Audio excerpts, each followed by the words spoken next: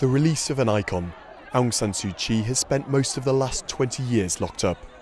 She was freed from her latest 7-year stretch of confinement in November. During my years of detention, I have been treated well, and I do appreciate that on a personal level, but that's not enough. It's not for one person alone that we're in this movement for democracy. It's for all of us. Suu Kyi's release followed a controversial election, the country's first in 20 years.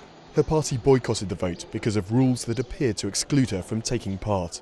The junta's political proxy claimed an overwhelming victory, but democracy activists and Western governments criticised the poll as anything but free and fair.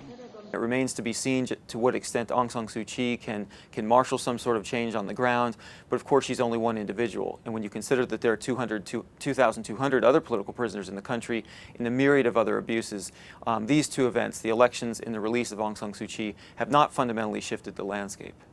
Aung San Suu Kyi has vowed to focus on securing the release of other political prisoners, but has been very cautious about offering any further concrete aims.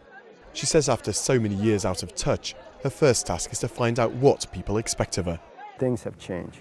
There are a lot of people who question her now because she and her party could not translate the massive political support. There are people who are concerned that she might set the clock back by going into confrontation with the military.